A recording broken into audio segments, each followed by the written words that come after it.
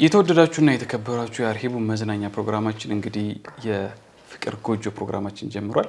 የፍቅር ጎጆ ፕሮግራማችን ላይ እንግዲህ ሁላችንንም የሚነኩ ርዕሶችን ነው እያነሳን እያወራን ያለ ነው። ዛሬም እንደተለመደው እንግዲህ አዲስ ርዕስ አለ። አንድ ጥያቄ ግን ልጠይቅህ ከዛ በፊት አፈይራን እንዴት ነው የምትወዳት?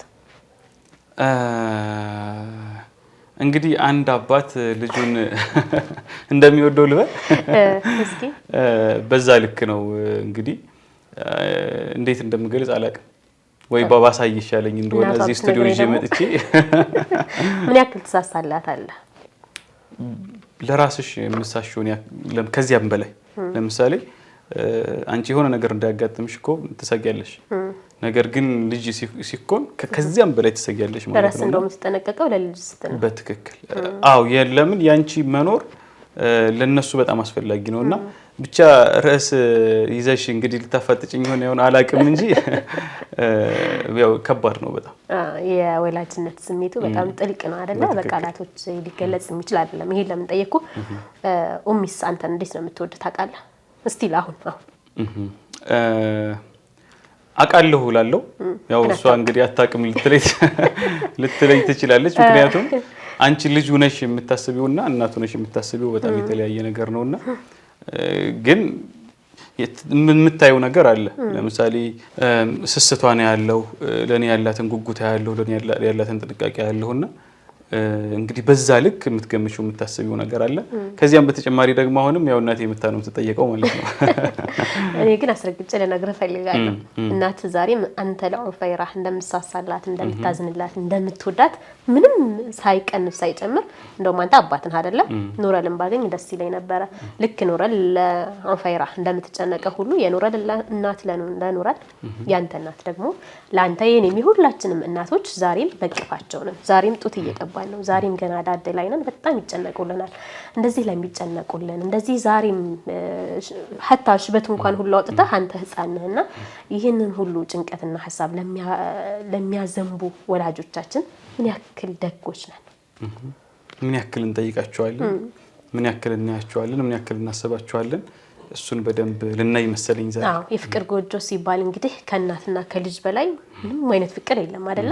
ትዳርም በኋላ ነው የመጣው። የሚቀለሰው መጀመሪያ የእናትና የልጅ ገና እንግደ ልጅ ውስጥ ሆነ ገና በእንግደ ልጅ እየተመገብክ አንተ ሆድ ውስጥ ሆነ ነው የሚጀምረውና ያንን ፍቅር ያንን የፍቅር ጎጆ ገና በሆድ ውስጥ የተጠነሰሰን ጎጆ ኖረህ እንኳን ለሕድ ውስጥ ገብተህም እንኳን እናቶች ምናልባት በህይወት እነሱ አንተ ከቀደምካቸው ይዛኔም አንተ በናፍቆት አንተ ከነሱ ውስጥ አትወጣምና ስለዚህ ለነዚህ ቤተሰቦቻችን ምን እናደርጋለን የሚለውን ዛሬ በፍቅር ጎጆአችን እናያለን። ወደዛው እንሸጋገር አይደለ ኻሊድ? አዎ እንግዲህ የፍቅር ጎጆ ላይ እንደተለመደው ድራማ ሼኻችንም እንግዲህ ሼኽ ኸድርም አሉ። ስለዚህ እንግዲህ ቆንጆ ቆይታ እናደርጋለን ብለን እናስባለን። አብራችሁን ቆዩ።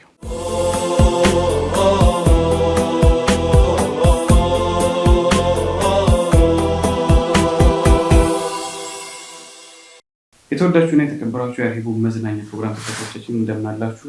አሁን እንግዲህ የፍቅር ጎጆ ፕሮግራማችን ላይ ደርሰናል። በፍቅር ጎጆ ፕሮግራማችን ላይ እንደተለመደው የተለያዩ ሀሳቦችን እያነሳን እንግዲህ ከሼፍ ጋር ረጅም ቆይታ አድርገናል። ዛሬም እንደተለመደው የብዙዎቻችንን ያለንበትን ሁኔታ ይገልጻል ብለን ያሰብነው አንድ ሀሳብ ይዘን መጥተናል። እሱም እንግዲህ ብዙዎቻችን በስራና በተለያዩ ምክንያቶች ከወጣን በኋላ ከቤተሰብ ከተለየን በኋላ ቤተሰቦቻችንን የመጠየቅ ዘመዶቻችንን የመጠየቅ እናት አባቶቻችንን ሌሎችም እንዲሁ መጠየቅ ያለባቸውን ቤተሰቦች የመጠየቅ ሁኔታ ላይ በጣም ደካሞች ነው። እስኪ እሱ ዛሬ እንደው እንዴት መሆን ያለበት የሚለውን ቆንጆ ቆይታ እናደርጋለን። ከዚያ በፊት ግን ማዕዳን ሻይ አዘጋጅታለች እንደምን ጊዜው እሱን እንግዲህ ጠጥተን ወደ ፕሮግራማችን እንገባለን። ድራማ ሞልችን አጭር ድራማ ሼኻችንን ደግሞ ስለመጣቸው ጋር እናመሰግናለን።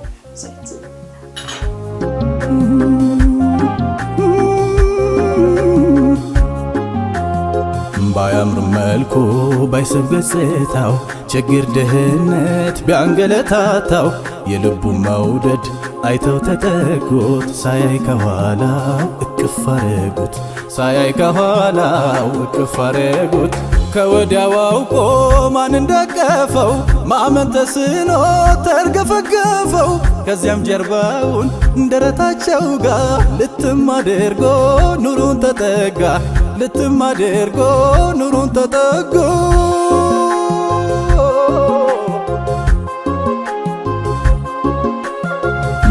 አቃጥሎን የውዱን ቅልቃይ ሀበሻ ላይ ናፍቀን ስንሰቃይ እንደ ዛሂሪያን ትቅፍ ካልያዘን መዳን ከዳና ለቃለ ሐዘን መዳን ከዳና ለቃለ ሐዘን ነዶ አቃጥሎን የውዱን ቅልቃይ ሀበሻ ላይ ናፍቀን ስንሰቃይ እንደ ዛሂሪያን ትቅፍ ካልያዘን መዳን ከዳና ለቃለ ሐዘን መዳን ከዳና ለቃለ ሐዘን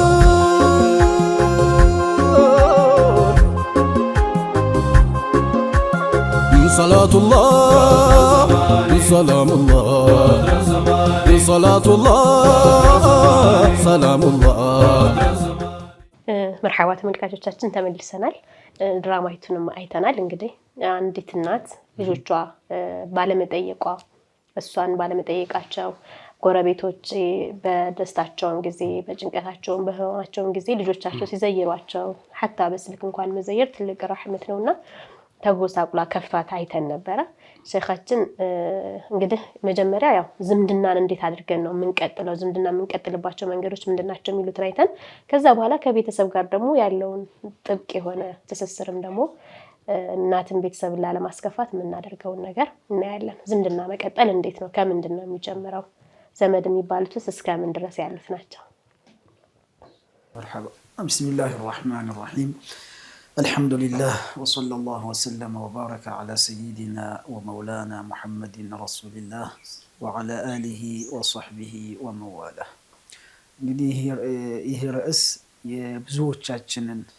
የብዙዎቻችን ችግር ነው።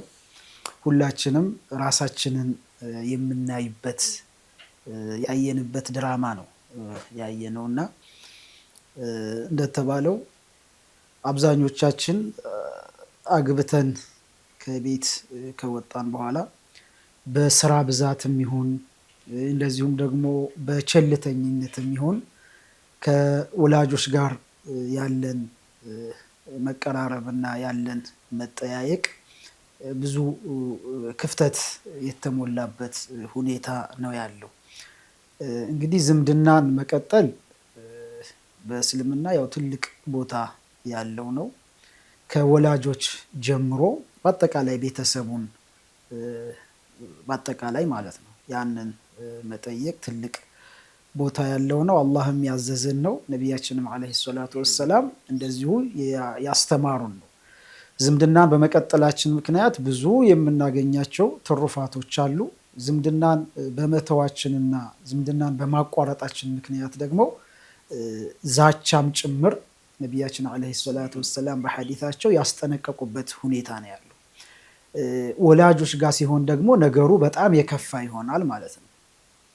ስለዚህ የወላጆችን ሐቅ መጀመሪያ ስንመለከት ሐቃቸው አይደለም እንደዚህ ችላ ብለናቸው ቀርቶ እግራቸው ስር ሆነን እንኳን ኸድመናቸው አስደስተናቸው እንኳን የነሱን ሐቃቸውን ተወጣን ማለት አይቻልም።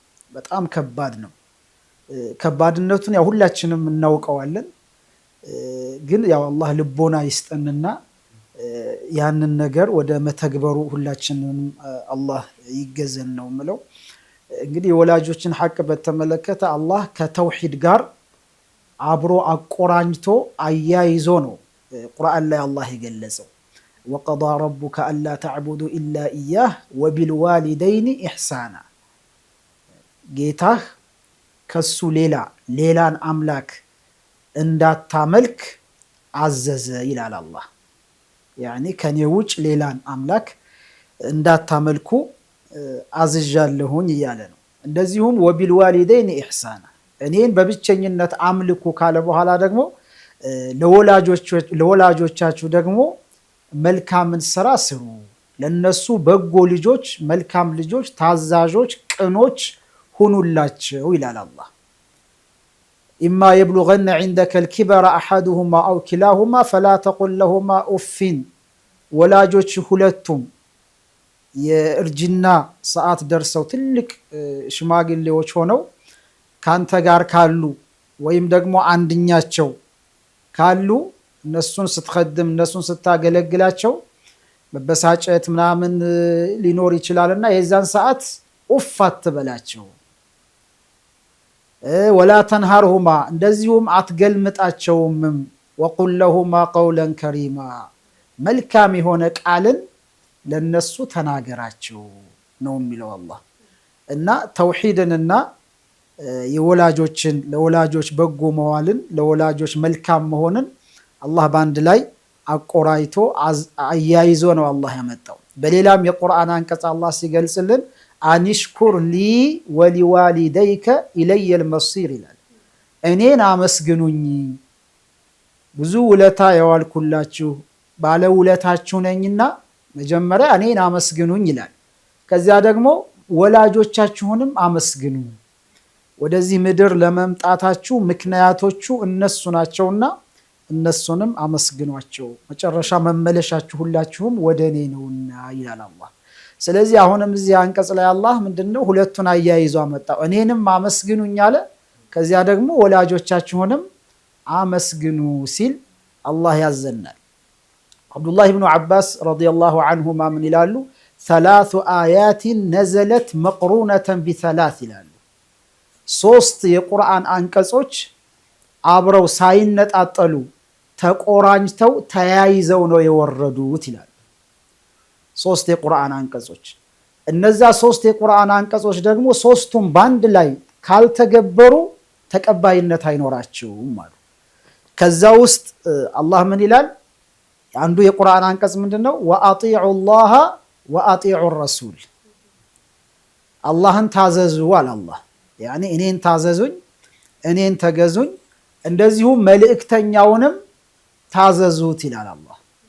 ፈመን አጣዐ አላህ ወለም ዩጢዕ ረሱለ ለም ዩቅበል ሚንሁ፣ አላህን ታዞ ነቢዩን ያልታዘዘ ከሆነ በሳቸው ላይ ያመፀ ከሆነ ተቀባይነት አይኖረውም።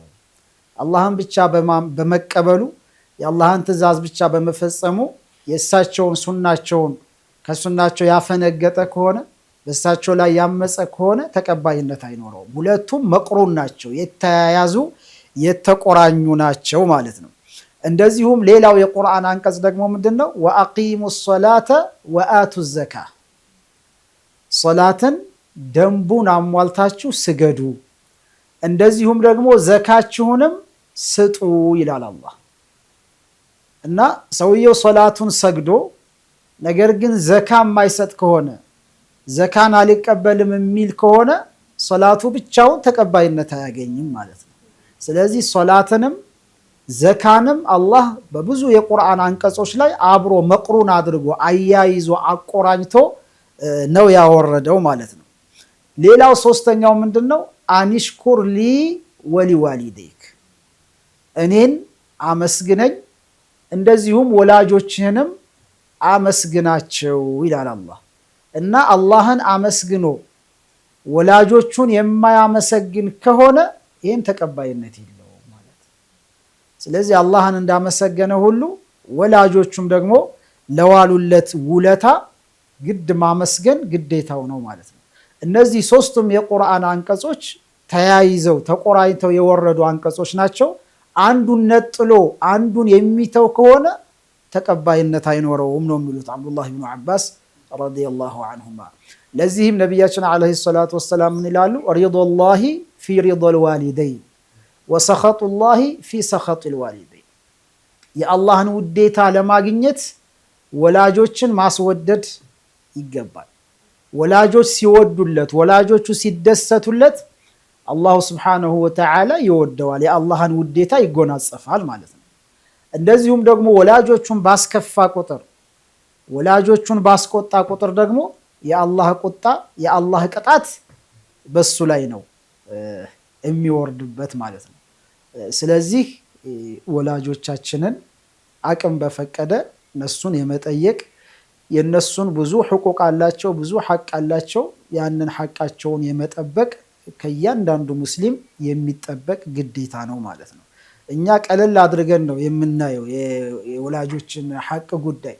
ነገር ግን አላህ በጣም አክብዶ ካያቸው ነገራቶች ውስጥ አንዱ ይሄ ነው። ነቢያችን ዓለይሂ ሰላቱ ወሰላም በሐዲታቸው አላ ኡነቢኡኩም ቢአክበሪል ከባኢር ይላሉ። ከወንጀሉ ሁሉ እጅግ በጣም የገዘፈው ወንጀል ምን እንደሆነ ልንገራችሁ አሉ። አልኢሽራኩ ቢላሂ ወዑቁቁል ዋሊደይን፣ እነዚህ ሁለቱ ናቸው አሉ። በአላህ ላይ ማጋራት ሽርክ የሚባለው ነገርና ከዚያ ደግሞ ወላጆችን ማስከፋት፣ ይሄ ከወንጀሉ ሁሉ እጅግ በጣም የገዘፈ ወንጀል ነው ይላሉ። እንግዲህ አላህ የወላጆችን ትእዛዝ ከተውሂድ ጋር አያይዞ እንዳመጣው ሁሉ አደጋነቱን ደግሞ ከሽርክ ጋር አብሮ አያይዘው ነው ነቢያችን አለይሂ ሰላቱ ወሰላም የገለጹት ማለት ነው።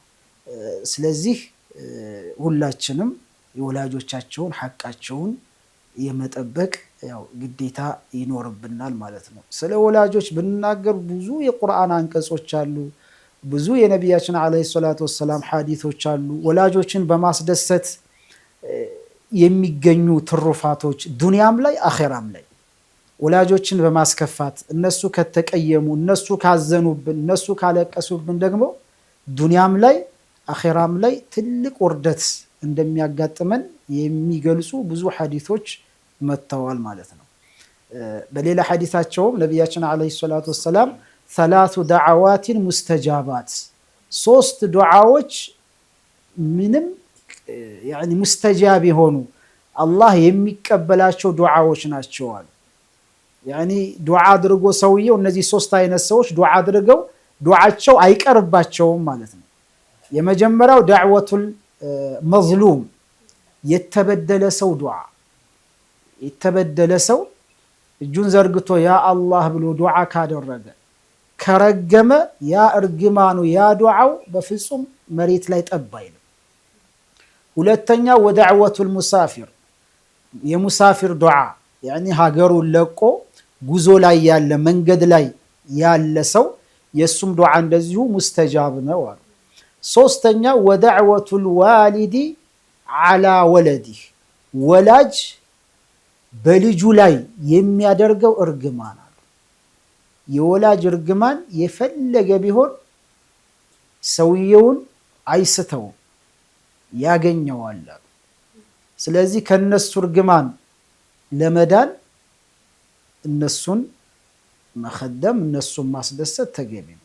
ወላጅ ደግሞ የፈለገ ቢሆን በልጁ ላይ ብሎ አልቅሶ አይረግመውም።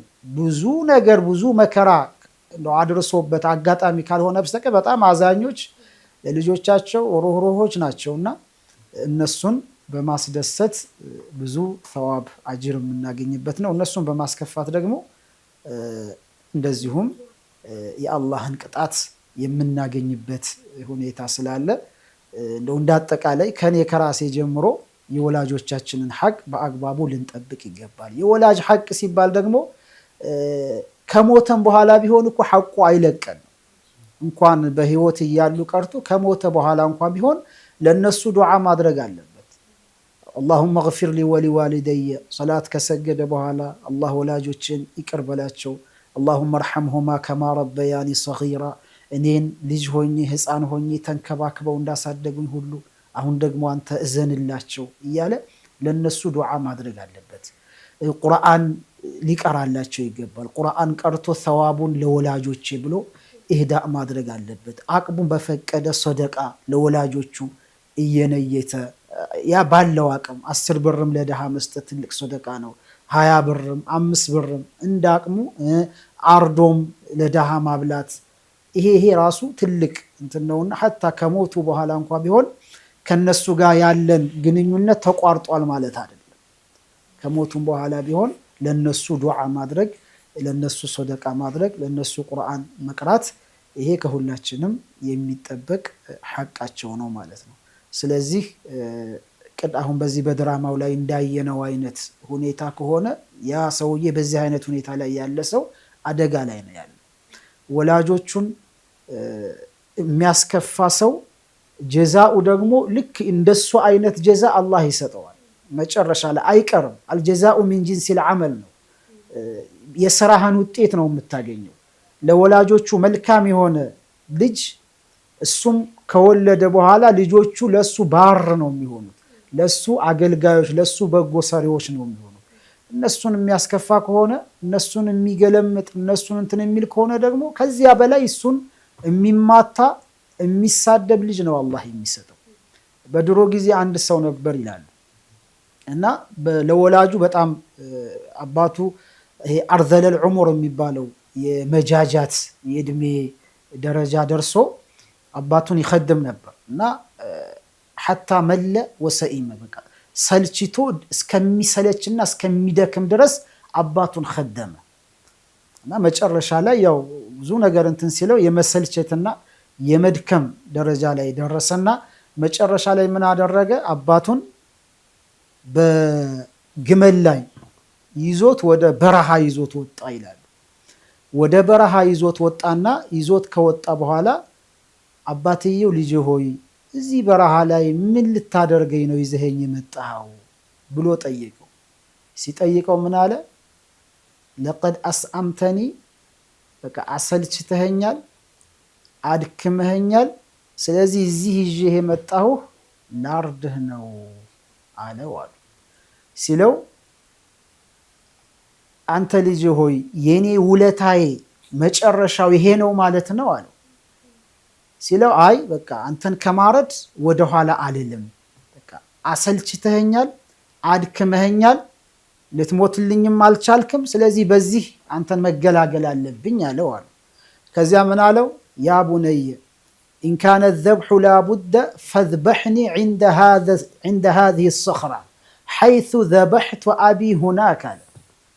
በቃ ለማረድ ወስነ ከሆነ የማይቀር ከሆነ እዚህ ሳይሆን የምታርደኝ ይኸው እዛ የሚታይ ቋጥኝ ድንጋይ አለ አይደለ? እዛ ወስደህ ረደኝ አለው። ምክንያቱም እኔም አባቴን እዛ ቦታ ላይ ወስጄ ነው ያረድኩት አለ። ልጅየው ይሄን ታሪክ አያውቅም፣ ግን ያ ሰውዬ በአባቱ ላይ የፈጸመውን ጀዛ መጨረሻ ላይ ደግሞ አላህም በሱ ላይ የእጁን እንዲያገኝ ያደረገው ማለት ነው።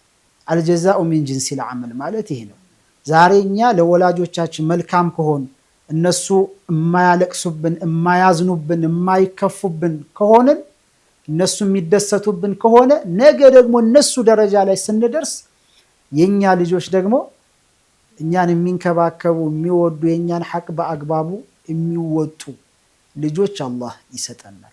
ለዚህ ነው ለወላጆቻችሁ መልካም ሁኑ፣ ልጆቻችሁ ለናንተ መልካም ይሆኑላችኋልና ይላሉ።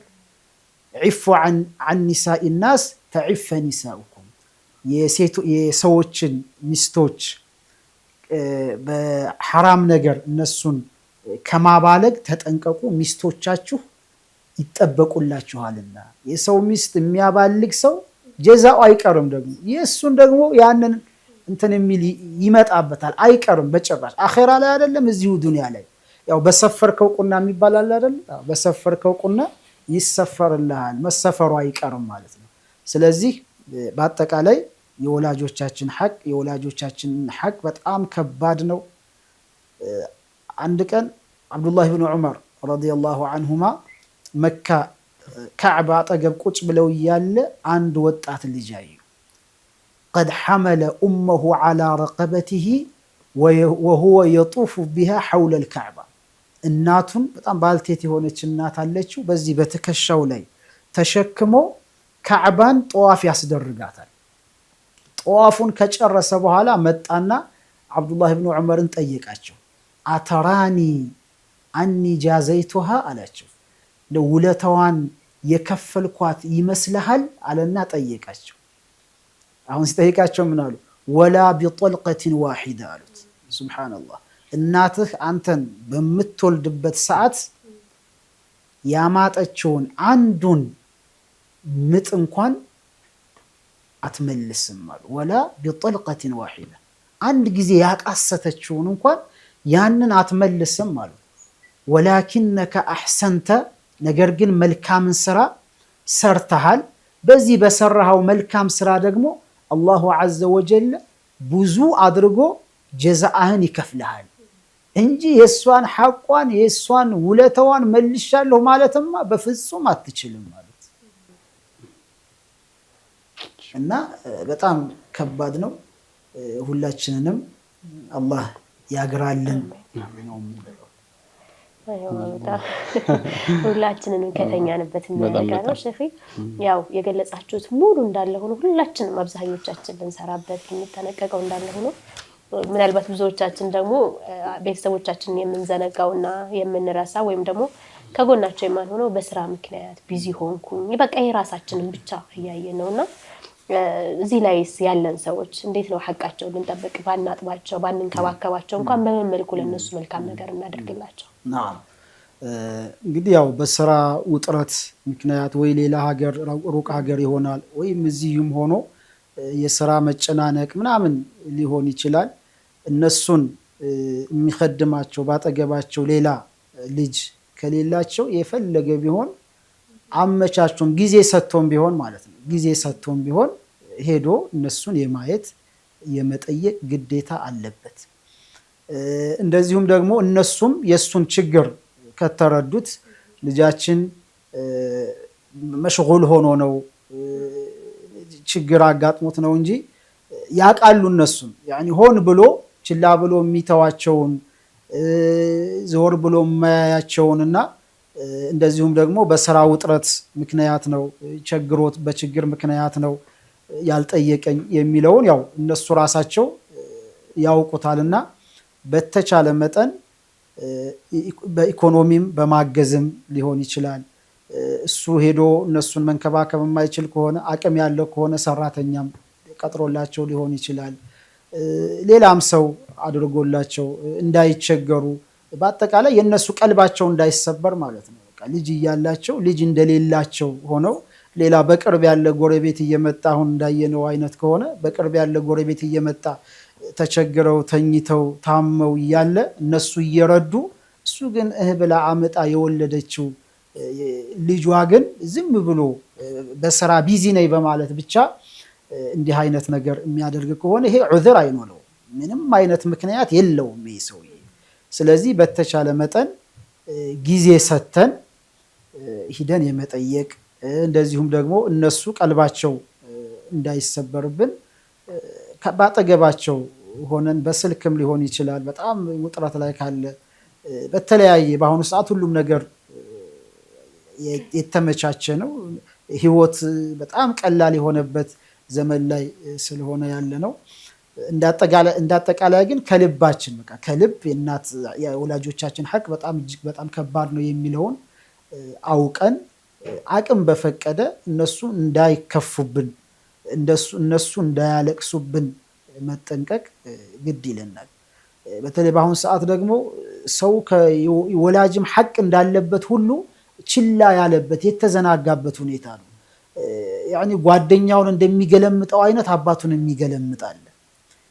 ከዛም አልፎ እኮ ልጄ መታይ ደበደበኝ እያሉ እኮ ክስ ድረስ የሚመጡበት ወቅት ላይ ነው አሁን የደረስነው። በጣም በቃ የውጩ ዓለም እንትን እኛም ሀገራችን ላይ መጥቷል። ምንም ዲን ባይኖረው ምንም ሃይማኖት ባይኖረው እንኳን እንደው ባህላችን ራሱ ለወላጅ አይደለም ለወላጅ ለትልቅ ሰው ለጎረቤት እንኳን የነበረን አክብሮት በጣም የተለየ ነበር። እንደ ወላጅ ደረጃ ነበር حتى ጎረቤትን እንትን የሚባለው። አሁን ግን በቃ እናቱን ይገለምጣል፣ እናቱን ይሳደባል፣ እናቱን እንትን ይላል፣ አባቱን በጣም በቃ የዘቀጠ የወረደ ህይወት እየኖርን ያለንበት ከእንስሳ በታች የሆንበት ሁኔታ ነው ያለውና እዚህ ላይ እንደ አንድ ሙስሊም ሁላችንም ቆም ብለን ወደ ልቦናችን ተመልሰን በሐያት ያሉትን ከአሁን ጀምሮ እነሱን ለማስደሰት እነሱ እንዳይከፉብን ለማድረግ መወሰን መቻል አለብን። ያለፉትንም የሞቱትን ደግሞ አላህ እንዲምራቸው ዱዓ በማድረግ ሰደቃ በመሰደቅ ደግሞ የቻልነውን ያህል መታታር ይገባናል የሚል ነው። ማሻአላህ ያው ሰፊ ሐሳብ ነው ያነሳ ነው። እንግዲህ ሁላችንም የምንጠቀምበት ያርገን ሁላችንንም የሚመለከት ጉዳይ ስለሆነ ጉዳዩና ለለምችለው ይሄንን ነው እንግዲህ የምንጨምረው ካለማይዳ ያው ቤተሰብ ይናፍቃል። በየትኛው ሁኔታ አንተ ህፃን ሸኽ እንኳን አሁን ባሉበት እድሜ እንኳን እሳቸው ብዙ ልጆች እንኳን አፍርተውኛ ልጆች እንኳን ወልደን ግን እኛ ህፃን ነን። የትላንትኖቹ ምንድ ልጆች ነን ለቤተሰቦቻችን። በተለይ ደግሞ እናት ትልቅ ነው ሐቋ። ከዛም አባትም እንደዚሁና ትኩረት ልናደርግበት ይገባል። ሁሌ ስለኛ ነው ጭንቀታቸው፣ ሁሌ ዱዓቸው እንደዚሁም ደግሞ የፈለገ እንኳን በትበድላቸው ቀልባቸው አይጨክንም። በቃ እንደዚህ ሆነ ከተባለ ተስፋ ቆርጠውብህ እንኳን መልሰው ያንን እዝነት ያሳዩሃልና እዝነታቸው ለማይጠገበው ርህራሄያቸው ናፍቆታቸው ሁሉ ነገራቸው ከኛ ጋር ሁሌም ለማይለየው ወላጆቻችን ዛሬም ሆነን ነገም በየትኛውም ሁኔታ ብንሆን ከነሱ ጋር አብረን ማሳለፍ እንኳን ባንችል በቻለ መንከባከብ አለብን። ሸኻችን ምናልባት የመጨረሻ ልናደርገው የምንችለው እንደው ቤተሰቦቻችን በሆነ አጋጣሚ ባልታሰበ መልኩ ያስቀየምን ካለን አሁን እንዴት አፉን ጠይቃቸው በምን መልኩስ እስከዛሬ ያሳለፍናቸው ወንጀሎች ተውበት አድርገን ካሁን በኋላ ለቤተሰቦቻችን ምን እናድርግ የሚሉ ተመልካቾች ቢኖሩ እነሱ አጠር ያለች መልእክት። መርሐባ። እንግዲህ እዚህ ላይ ነብያችን አለይሂ ሰላቱ ወሰለም ምን ይላሉ? ለይሰል ዋሲሉ ቢልሙካፊ ይላሉ።